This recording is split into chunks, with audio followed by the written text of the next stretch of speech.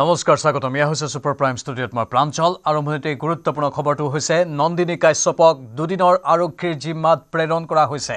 আদালতত আজি হাজিৰ কৰোৱা হয় নন্দিনী কাশ্যপক আৰক্ষীয়ে 5 দিনৰ বাবে জিম্মাত বিচাৰিছিল নন্দিনীৰ বিৰুদ্ধে কেইবাটাও ধাৰা আৰোপ কৰা হৈছে ইতিমধ্যে দুৰ্ঘটনাত মৃত্যু হৈছে সামিউল হক নামৰ সেই যুৱকজনৰ অৱশেষত আদালতে দুদিনৰ ন্যায়িক জিম্মালৈ ক্ষমা কৰিব দুদিনৰ আৰক্ষীৰ জিম্মালৈ প্ৰেৰণ কৰিছে নন্দিনী কাশ্যপক আজি আদালতত হাজিৰ কৰোৱা হৈছিল নন্দিনী কাশ্যপক আৰক্ষীয়ে 5 দিনৰ বাবে বিচাৰিছিল জিম্মাত কিন্তু আদালতে দুদিনৰ বাবেহে জিম্মাত দিছে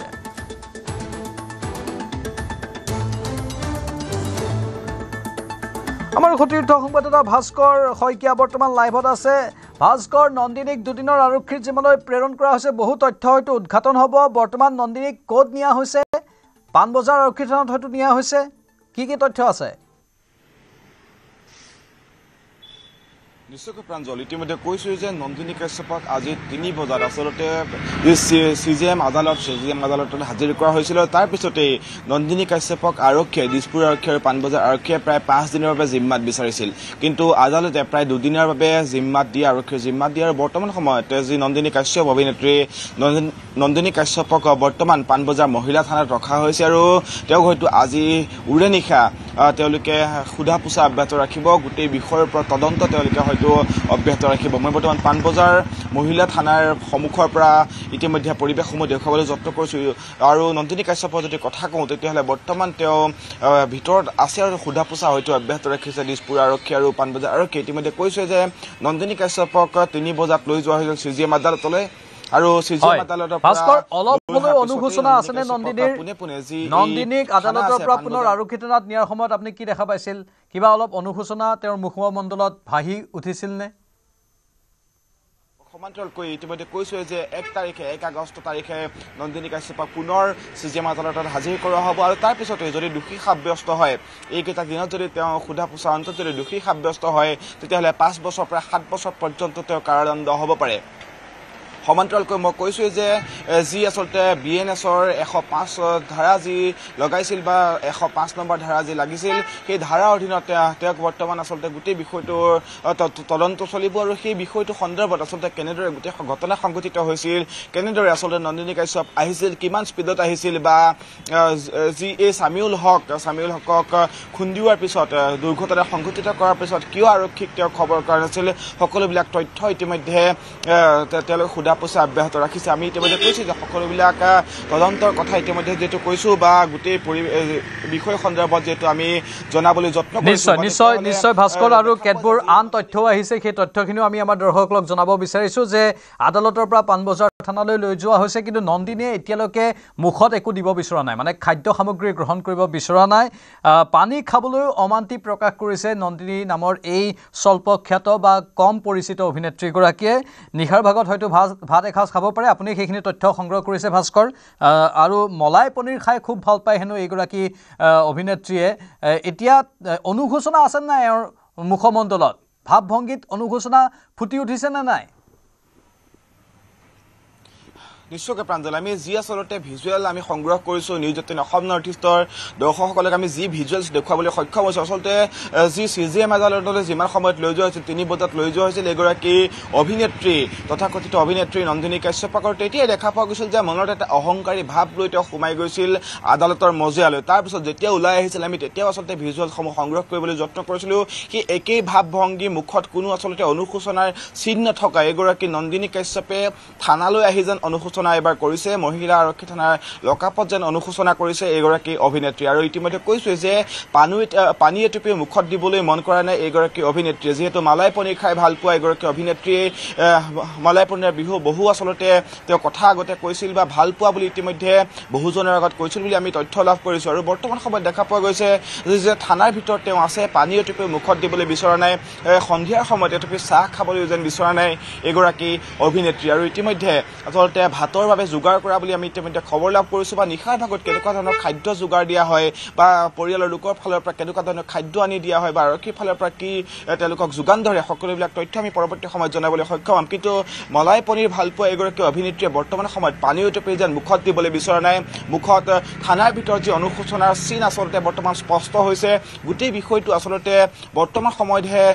চাবলগীয়া অৱস্থাৰ পৰিস্থিতিৰ সৃষ্টি হৈছে বুলি বহুজনে মন্তব্য কৰিছে কিন্তু থানাৰ ভিতৰত বা লকআপৰ ভিতৰত কাৰাবন্দী হৈ থকাৰ সময়ত আচলতে কেনেকুৱা ধৰণৰ পৰিস্থিতিৰ সৃষ্টি হয় বা এই কেইদিনত যিহেতু দুদিনকৈ তেওঁলোকে আৰক্ষীৰ জিম্মাত দিয়া হৈছে এগৰাকী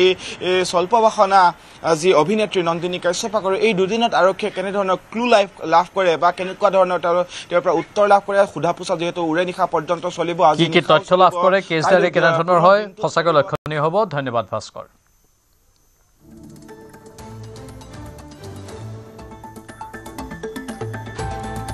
আৰু বৰ্তমান পাণবজাৰ মহিলা আৰক্ষী থানাত ৰখা হৈছে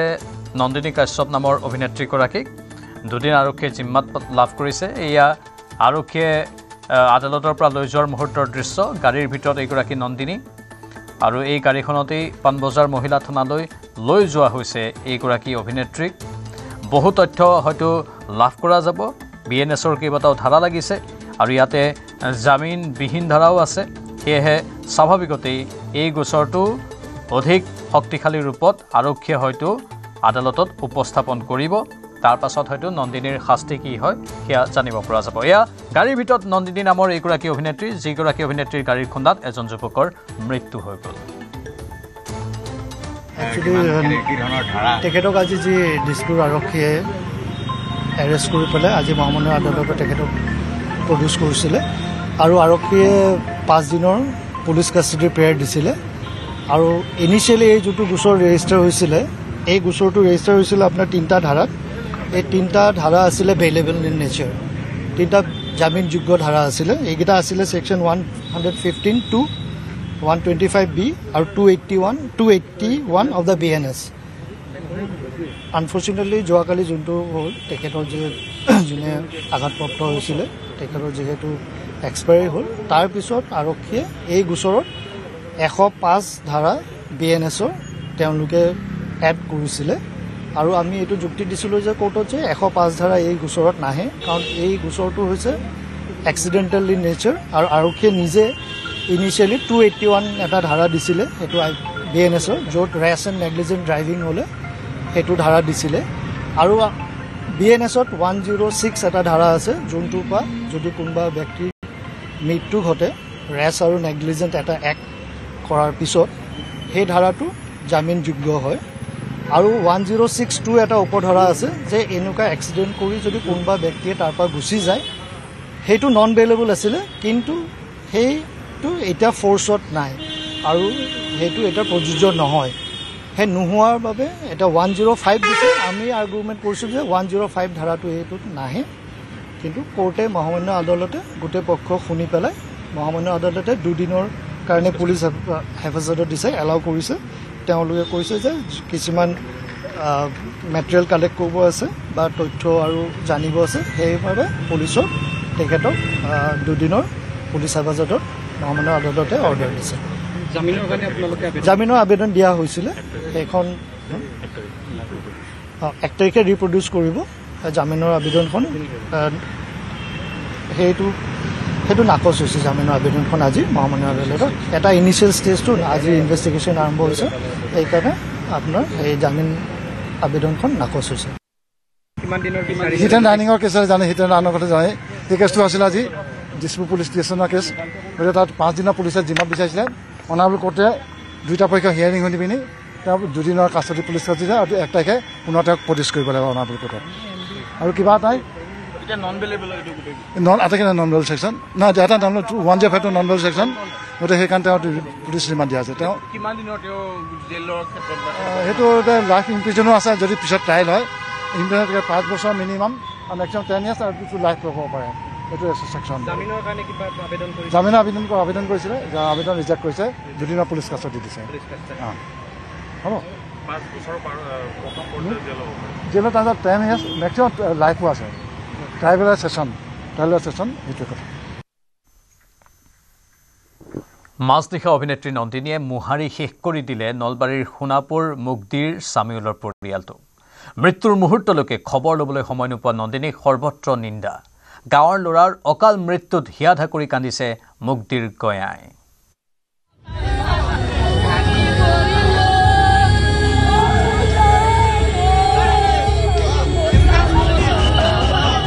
এখন গাঁৱৰ ৰাইজৰ বুকু ভঙা কান্দো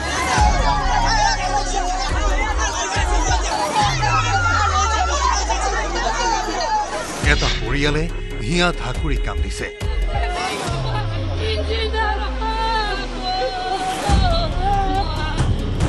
নিমিষতে শেষ হৈ গ'ল এটা জিয়া সপোন এই কাতৰ মানুহখিনিক কোনো সান্তনাই কৰিব পৰা নাই কোনোৱে যদি হেৰুৱালে পুত্ৰধন কোনোৱে হেৰুৱালে আপোন এই হাহাকাৰ এই কান্দোন এই দৃশ্য স্বল্পখ্যাত অভিনেত্ৰী নন্দিনী কাশ্যপৰ খুন্দাত প্ৰাণ হেৰুওৱা সামিউলৰ নলবাৰীৰ ঘৰখনৰ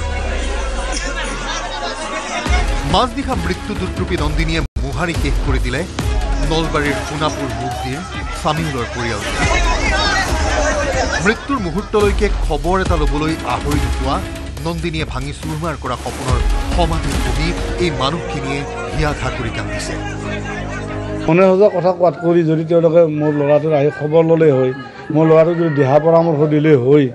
মোৰ হয়তো ল'ৰাটোৰ মোৰ প্ৰাণটো মই পালোঁ হয় ভুলটো স্বীকাৰ কৰি ল'লে শান্তি পালে হয় আচল কথা সেইটো তেওঁ যদি আহি যদি আমাক খবৰ ল'লে তেতিয়া আৰু মানে হাজাৰ হাজাৰ আমি সুখ পালোঁ মাফ কৰিব পৰা যায় তেখেতৰ যিটো মানে উশৃংখলাত মনোভাৱ আৰু অহংকাৰী মনোভাৱ শিল্পীৰ তেনেকুৱাটো আচলতে হ'বই নোৱাৰে বিটেক এমটেক কৰাৰ মন আছিল সামিউলৰ পঢ়াৰ সমান্তৰালকৈ বিচাৰি লৈছিল উপাৰ্জনৰ পথ ঘৰৰ মানুহক হেঁচা নিদিয়াকৈ দুপইচা নিজৰ বাবেও মোকলাইছিল সামিউলে কিন্তু এটা খুন্দাতে সকলো শেষ এই মানুহখিনিক এতিয়া বুজাব কোনে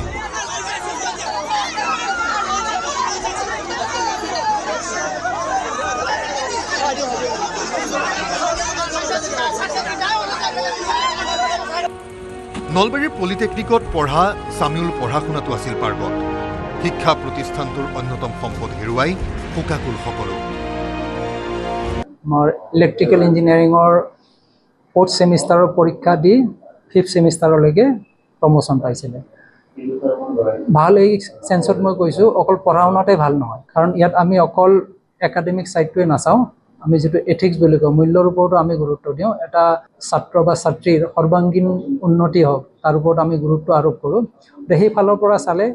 সেই ছাত্ৰটো খুব ভাল আছিলে গোটেই ক্লাছৰ ভিতৰত 1 নম্বৰ মূলেই মই কম পঢ়া শুনাটো ভাল আছিলে আৰু বাকি ইনষ্টিটিউটৰ সকলো ধৰণৰ উন্নয়নমূলক কাৰ্যত অংশগ্ৰহণ কৰিছিলে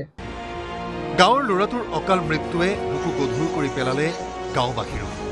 হাস্পতালৰ বিচনাত মৃত্যুৰে যুঁজি থকা সামিউলৰ বাবে কৰা সকলো দোৱা যেন এতিয়া নিষ্ফল মৰণোত্তৰ পৰীক্ষাৰ পাছত নলবাৰীলৈ নিয়া হ'ল সামিউলৰ মৃতদেহ সন্মুখত প্ৰিয়জনৰ মৃতদেহ দেখা পাই হাহাকাৰ কৰি উঠিল উপস্থিত প্ৰতিজনে জীৱনকালতেই পুত্ৰৰ জানাজা সম্পন্ন কৰাৰ দুৰ্ভাগ্যলৈ অনাগত দিন পাৰ কৰিব লগা পিতৃয়ে বিচাৰিছে কেৱল মাত্ৰ ন্যায় এতিয়া মোৰ কথাটো হ'ল ন্যায় লাগে আগতে আহিব লাগিছিলে এতিয়াতো মোৰ ল'ৰাটোৰ মৃত্যু হোৱাৰ পিছত মইনো আৰু কিটো বিচাৰিম আৰু মোৰ পৰিয়ালৰ গোটেই সপোন আজি তাৰমানে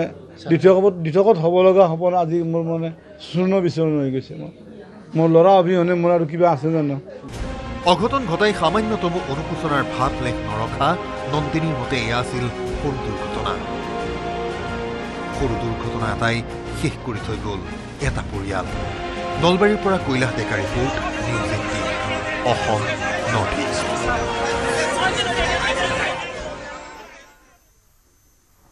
অভিনেত্ৰী নন্দিনীৰ বাহনৰ খুন্দাত মৃত্যু হোৱা সামিউল হকৰ জানাজা অৱশেষত সম্পন্ন হয় নলবাৰীৰ মুগদী সোণাপুৰৰ শোকাকুল পৰিৱেশত সম্পন্ন হ'ল অভিযান্ত্ৰিক ছাত্ৰজনৰ জানাজা প্ৰতিভাৱান ছাত্ৰজনৰ অকাল মৃত্যুত শোকস্তব্ধ হৈ পৰিছে সমগ্ৰ গাঁওবাসী সেই ছাত্ৰজনৰ জানাজাত ভাগ ল'লে গাঁওখনৰ হাজাৰ হাজাৰ লোকে 25 জুলাইৰ পুৱতি নিশা গুৱাহাটীৰ কাহিলীপাৰাত অভিনেত্ৰী নন্দিনী কাশ্যপৰ বাহনৰ খুন্দাত আহত হৈ চিকিৎসাধীন অৱস্থাতেই মৃত্যুক আঁকোৱালি লয় সামিউল হকে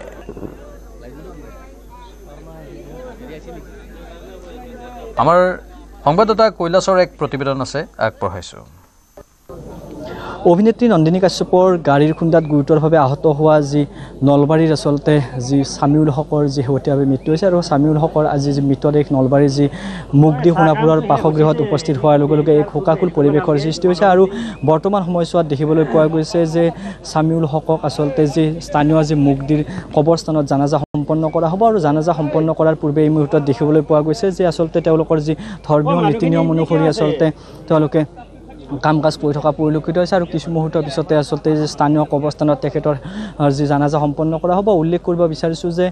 যি এগৰাকী আচলতে মেধাৱী আচলতে যুৱকে এই অঞ্চলটোৰ পৰা হেৰাই গ'ল, তাক লৈ এতিয়া সকলোৱে শোকাহত হৈ পৰা পৰিলক্ষিত হৈছে আৰু তেখেতৰ মৃত্যুৰ খবৰ বিয়পি পৰাৰ লগে লগে এই অঞ্চলৰ লগতে বিভিন্ন প্ৰান্তৰ পৰা আচলতে আত্মীয়সকলে আহি ভিৰ কৰা পৰিলক্ষিত হৈছিল আৰু সকলোৱে আচলতে দুচকুত চকু লৈ এই মুহূৰ্তলৈ আচলতে তেখেতক শেষ বিদায় জনাব বিচাৰিছে আৰু এই মুহূৰ্তত যিহেতু যথেষ্ট আচলতে স্থানীয় লোক আছে আৰু তেখেতসকলে যিহেতু ধৰ্মীয় নীতি নিয়মৰ মাজতে সকলো কাম কাজ কৰি থকা পৰিলক্ষিত হৈছে আৰু মই যদি সম্ভৱ হয় কথা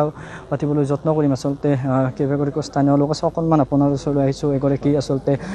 মেধাসম্পন্ন ছাত্ৰ আৰু এই অঞ্চলৰ পৰা হেৰাই গ'ল এক পথ দুৰ্ঘটনাত, কি ক'ব গোটেই বিষয়টো? ইয়াত বহুতো মানে পুলিচৰ গাফিলতি আছে, সেই গাফিলতিৰ কাৰণে ইমান দিন হৈ গ'ল। উচিত মানে শাস্তি দিব পৰা নাই। উচিত মানে যি নন্দিনী কাশ্যপে মানে মিথ্যাচাৰ ব্যৱহাৰ কৰি কেনে ঘূৰি ফুৰি আছিল, সেই পিছত গম পোৱা গ'ল যে তেওঁ দোষী হোৱাৰ পিছতে মানুহে যেতিয়া নিউজত মানে বাতৰি ওলাৰ পিছত মানে তেওঁ সাৰিব নোৱাৰিলে, পিছত তেওঁ ছাৰেণ্ডাৰ কৰিব লগা হ'ল। মানে মানুহৰ ছাপোৰ্টাৰৰ কাৰণে ছাৰেণ্ডাৰ আৰু সংবাদ মাধ্যমৰ মানে নিউজৰ বাবদ তেওঁ ধৰা দিলে। উচিত বিভিন্ন আচলতে সময়ছোৱাত কাৰোবাৰ ভুলৰ বাবে একোখন পৰিয়াল ধ্বংস হৈ যায়, তেনেকুৱা পুনৰ সেনেকুৱা ঘটনা এটা সংঘটিত হৈছে নলবাৰী এগৰাকী ছাত্ৰৰ ক্ষেত্ৰত। হয়, এই নেক্সট টাইম যাতে এনেকুৱা ঘটনা নহয় তাৰ কাৰণে অলপ প্ৰশাসনে চাব লাগে। কেতিয়া জানাজা সম্পন্ন কৰিব? জানাজা 5-10 মিনিট পিছত হ'ব। আপোনালোকৰ যি ধৰ্মীয় নীতি নিয়মসমূহ হয়, ঠিক আছে। ধৰ্মীয় নিয়ম নীতিৰ মাজতে ইয়াত জানাজা সম্পন্ন কৰা হ'ব। হয়, নিশ্চিতভাৱে আৰু কিছু মুহূৰ্তৰ পিছতে আচলতে যি ছামিউল হকৰ আচলতে জানাজা সম্পন্ন কৰা হ'ব আৰু যি আচাৰৰ নামাজ তেওঁলোকৰ ধৰ্মীয় নীতি নিয়ম অনুসৰি সকলোৱে নামাজ সম্পন্ন কৰাৰ পিছতে যি তেওঁৰ আচলতে জানাজা সম্পন্ন কৰা হ'ব। তাক লৈ এই মুহূৰ্তত সকলোৱে আচলতে দেখিবলৈ পোৱা গৈছে আৰু যি স্থানীয় আচলতে কবৰস্থানত তেখেতৰ জানাজা সম্পন্ন কৰা হ'ব। ইতিমধ্যে সকলোৱে দাবী উত্থাপন কৰিছে যে এই যি দুৰ্ঘটনাটোৰ লগত জড়িত আচলতে যিগৰাকী অভিনেত্ৰী নন্দিনী কাশ্যপক শাস্তি দাবী সকলে আচলতে কামনা কৰিছে। অন্যহাতে উল্লেখ কৰিব বিচাৰিছোঁ যে নলবাৰীৰ আচলতে পলিটেকনিকৰ আচলতে পঞ্চম ষান্মাসিকৰ এগৰাকী মেধাৱী ছাত্ৰ আছিল আৰু মেধাৱী ছাত্ৰগৰাকীৰ মৃত্যুত আচলতে সকলোৱে দুখ প্ৰকাশ কৰিছে। বিভিন্ন প্ৰান্তৰ পৰা লোকসকলে সেয়া নলবাৰীৰ যি পলিটেকনিকৰে হওক বা